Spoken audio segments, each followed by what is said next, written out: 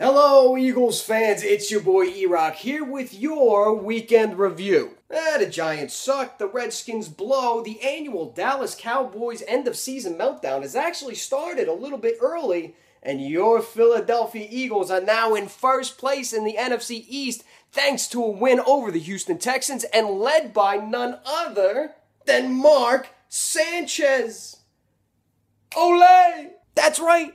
Who knew? Mark Sanchez. After Nick Foles goes in the game and breaks his collarbone, Mark starts gunslinging like famous angry Mexican Danny Trejo in the movie Machete. He goes 15 of 22, 202 yards, 2 touchdowns, and best of all, 0 butt fumbles. And listen, Eagles fans, at the end of the day, it's still Mark Sanchez, all right? He's not here to save our people like he's Mexican Moses, all right? But was I the only one? I can't be the only one to notice that the offense was clicking a lot better with Mark under center. Show me a quarterback that can manage the game, run an up-tempo offense, all right? Make all the professional throws, and more importantly, not turn the ball over, and I will show you a quarterback that will win in Chip Kelly's offense. Do I think that we can win with Mark Sanchez? Absolutely. Because he doesn't need to be Peyton Manning. He doesn't need to be Tom Brady. He doesn't need to be Drew Brees. This system makes the quarterback. The system plays to the strengths of the guy under center. Peyton Manning makes the Broncos who they are. The Saints aren't the same team without Drew Brees. Tom Brady, what are the Patriots without Tom Brady? Those quarterbacks make the system. But we're the Philadelphia Eagles, and in Philadelphia, the system makes the quarterback. And look, I'm not trying to be Debbie Downer right here, so just enjoy the ride. Enjoy it, because at the end of the season, this is going to turn into a little bit of a mess. Mark Sanchez on a one-year deal. He's going to cash out with one of those teams that's desperate for a quarterback, all right? Tennessee, friggin' Houston, friggin' the Oakland Raiders, they're all going to give him big contracts for big money. So that's right out the door. Do you have confidence in Nick Foles? Ever since training camp, he's looked skittish in the pocket. Dare I say, he's playing scared, and now he's coming off an injury. Drafting a quarterback, if we make the playoffs, and we will, well, that's a late-round pick in the 20s. So what are we going to do with the quarterback position at the end of the season? But that's a long ways away, Eagles fans, for right now. Just enjoy the ride. Enjoy it. Enjoy it, Eagles fans, because right now the NFC is wide open.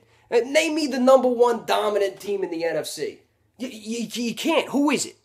The Packers? Yeah, all right. The Packers are a good team, but they got their butts handed to them by the Seattle Seahawks, who then in turn lost to the Dallas Cowboys. All right, so are the Cowboys good? They did lose to the 49ers, who then in turn lost to the Atlanta Falcons. That's all well and good, but the Falcons, they lost to the Lions. And then the Lions, in turn, lose to the Panthers. The same Panthers team who got beat by the Saints. The same Saints team who got beat by the Packers. You get where I'm going with this? The NFC is wide open. And I don't care who is under center for the Philadelphia Eagles. If they play the way they are capable of playing, baby, we can make a run with Mark Sanchez. So you're telling me there's a shot? Oh yeah, and you better take advantage of it. So now right here in Philadelphia, on Monday Night Football come the Carolina Panthers. Here, kitty, kitty, kitty, kitty. And this team, the Panthers, they were actually one of my dark horse Super Bowl picks. That's the truth, but they're too Jekyll and Hyde. One week it's one thing, the next week it's the next thing. They can beat the Bears, they can beat the Lions, they can tie with the Bengals, but they'll lose to good teams like Seattle, Green Bay, New Orleans. It all comes down to Cam Newton. And sometimes that dude looks like Superman. It's true. And then sometimes he looks like friggin' Wonder Woman. Especially wearing those goddamn pants. And I don't think Cam Newton's going to be looking a whole lot like Superman. Not on Monday Night Football and not at Lincoln Financial Field. Because there's going to be a whole lot of green in the stands. That's right. Kryptonite, bitch. So here's how you win on Monday Night Football against the Carolina Panthers. Key to victory number 1, you got to open up that passing game. In the Panthers' 5 losses, only twice did they let a runner go over 100 yards on them, which means they're getting beat through the air. Now, sure, they have the 17th ranked passing defense, but they're giving up the 4th most points through the air in the NFL. So, baby, drop it back. Let it rip. Jeremy Maclin should be in freaking beast mode on Monday night. Jordan Matthews has a really good rapport with Mark Sanchez from working out on the second team offense.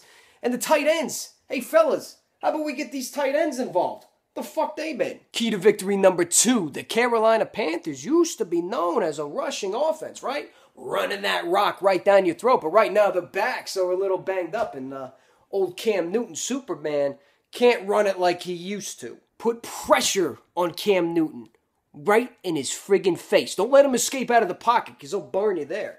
But you keep him in the pocket, you pressure him right in his face. Yeah, watch Wonder Woman come out to play. Key to victory number 3, turnovers. And the only reason the Houston Texans were even hanging around that game is because they scored damn near all their points off of Eagle turnovers. Now, the Carolina Panthers are more than capable of beating you. They are. But if you're too busy beating yourself, you got no shot. Control the ball. Don't turn it over in the friggin' red zone. And you win the game. Well, that's it for me, boys and girls. Isn't it entertaining? Isn't it always entertaining here in Philadelphia? Whether they're winning or losing, playing good or playing bad, you can't keep your eyes off of this Eagles team. And let me tell you something, neither can the rest of the nation. Congratulations to Peter Chavez for winning last week's Facebook Friday. This week's Facebook Friday prize will be an Eagles 8x10 signed by legends Harold Carmichael and Bill Berge. So make sure you give my Facebook page a like, all right? Facebook.com/Eagles Tailgate Team. And also give me a follow on Instagram and Twitter. Some great stuff going on there. So until next time, let's go Birds, and I will see you in parking lot F1 at the tailgate on Monday Night Football.